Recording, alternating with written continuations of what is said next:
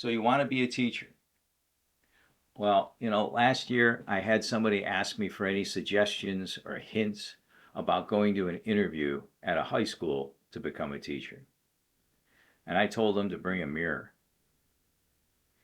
And they looked at me funny and I explained, well, you bring that mirror and when you go into an interview, breathe on it. If you can fog up the mirror, if you're willing, you've got the job. And I know that's sarcastic, but it shows how low the standards have gotten for teachers.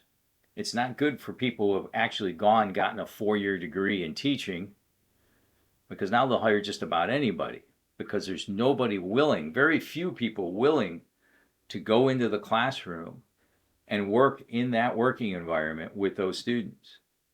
So they've really dropped the standards. The pay is not good. When you're in that classroom, you need to be there. You can't leave until the bell rings to even go use the bathroom. So it's a different kind of job. My suggestion, if you really want to be a teacher, go out and get a 4-year college degree in math, science, technology, engineering, business, anything but teaching, because you can still go teach. That way, after you've taught for a year, 2 or 3, if you discover that this isn't for me, you'll have that degree to fall back on to find another job. Teaching's not bad. I truly enjoyed it. But the compensation I was provided over the years, it wasn't fair. I could have done much better in any other industry. So that way, it'll be easy for you to move. Teachers, if you're out there and this teaching thing is just no good anymore, if you've been teaching for 3 or 4 years, you know how to manage people, you know how to present information, you can go out in corporate America and find a job.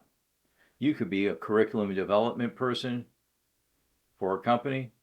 You could be a trainer for a company. There's a lot of other things you can do where you'll have the freedom to come and go and not be stuck in a classroom for 50 minutes. And you'll work with fewer people. Instead of having 180 students every day, you might have 20 or 30, or you might be presenting to 300 or 400 adults. It's a whole different world.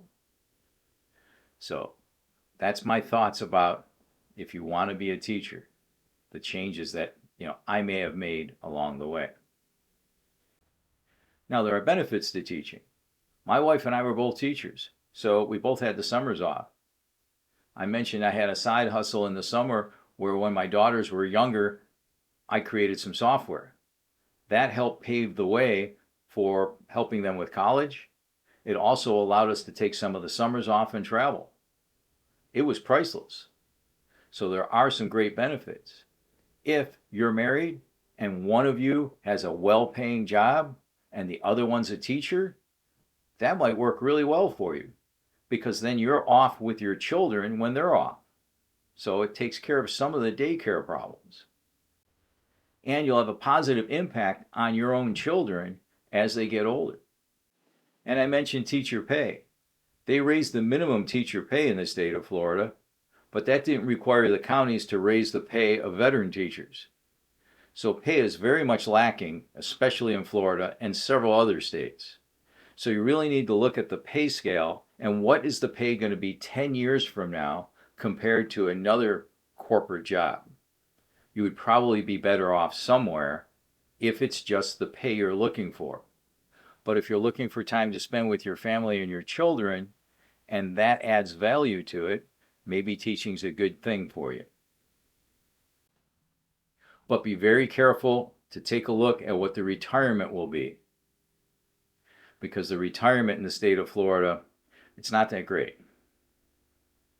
I highly recommend anybody in the state of Florida who's going into teaching to go into the investment plan, because in the investment plan you're vested after a year, and after the first year of teaching, if you decide it's not for you, when you leave, the little bit of money that the state has contributed, at least you can take it with you to your next job.